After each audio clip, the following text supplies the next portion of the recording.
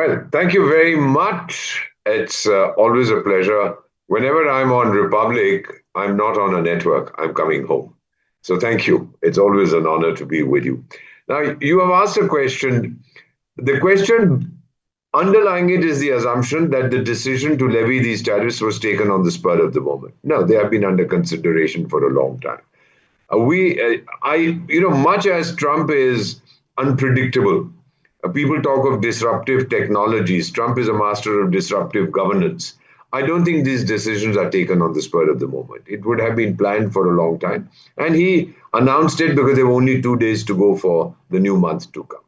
However, what is important in my mind, Trump is responding to his domestic constituency. He's been telling them for a long time, oh, tariff is such a beautiful word, and Europe has been cheating us, and Latin America has been cheating us, the Mexicans are terrible chaps, the Canadians, the Chinese, of course, he said they're absolute scoundrels, etc., etc. And he's levied heavy tariffs on them. Now, with us, he had been very gentle, but now out comes this thing where he is in his own post that he did on social media. He's, used terms like India has the most strenuous and obnoxious non-monetary trade barriers of any country. That's not the kind of language that we would use, that we are trained, but he has used it. What has been our response? We are studying the implications. We have been negotiating a fair, balanced, and mutually beneficial bilateral trade agreement. We attach the utmost importance to protecting and promoting the welfare of our farmers, entrepreneurs, and MSMEs. We'll take all necessary steps to secure our national interest. Now, look at our response and look at what he has said. He's been aggressive. That's his style.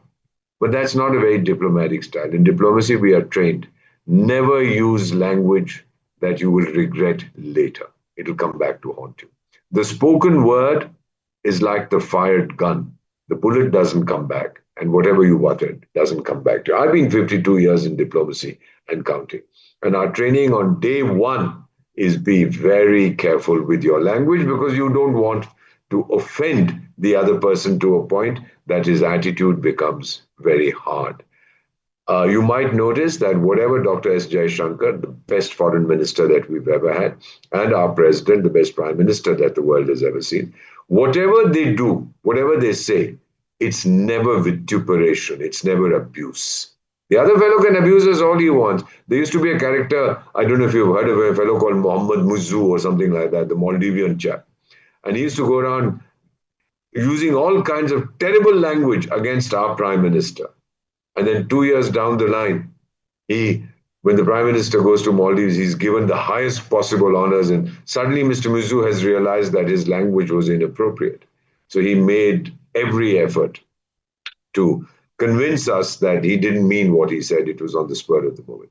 Therefore, I think that whatever Donald Trump has done, the president has done, is part of his belief system. He thinks that America has been cheated by the rest of the world.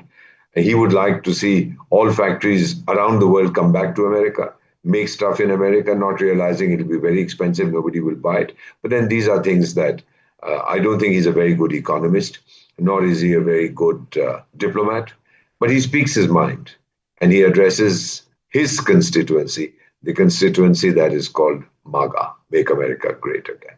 We've been through this before. We were sanctioned in 1970. We did our first nuclear experiment, as we called it. And then 1998, when we carried out our nuclear test, we were sanctioned. Tariffs is another word for sanctions. We were sanctioned by the United States. It hurt our economy, but we were very resilient. We bounced right back.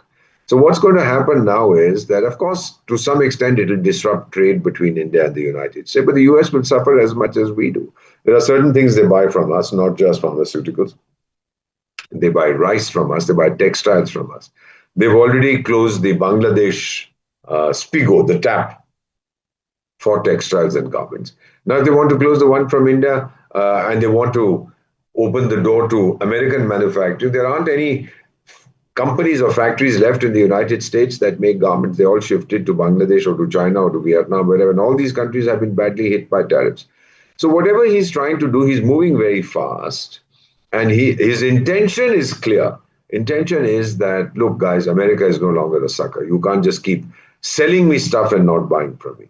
Now, if that hurts others, as it's going to hurt us, and if it hurts himself, He said, well, fine, that's the pain that we should absorb. And I would say the same. If there is some pain, we'll absorb it too. We're very resilient people. We've been through worse. Today, we are better placed. We're in a position to deal with Shri Donald Trump and whatever he decides to do. What are the items that we buy from the United States? For example, we buy mineral fuels like crude oil, machinery, electrical equipment, organic chemicals, pearls, precious stones, metals, etc. We also import pharmaceuticals, aircraft, and chemical products from the United States. What does the US buy? They buy precious stones, pharmaceuticals, mineral fuels, machinery, textiles, etc. So it's kind of mineral fuels is interesting. We buy crude from them, we sell them refined oil, etc. Because the world's largest single site refinery is owned by the Ambani family in Jamnagar. And we are processing their crude and selling it elsewhere and giving it back to them because they don't have the capacity to process all the crude that they produce. So there will be an impact. I'm an economist, but I wouldn't dare to make a prediction. I believe what we have said that we are talking to you guys, and if a trade deal comes around, you have a trade deal with Indonesia, with Vietnam, you have already agreed one with the European Union, you have one with England. So we'll have a deal with you. And in that deal, we'll figure out what is the best way to protect your interests without sacrificing my interests. Take it from me, we are mature diplomats, we are mature negotiators. Fortunately, we have a prime minister, negotiation is in his genes. Even President Trump acknowledged that Prime Minister Narendra Modi is a very tough negotiator, and I believe he meant it. He is, he's very solid. And for him, it's India. First, India always. Now, Trump wants to make America great again. Go right ahead, buddy. I have no problem with you. But don't do it at my expense. That's where we are. And I don't think this is going to become a terrible barrier in the development of our relationship. We'll navigate around it. We've done it so many times.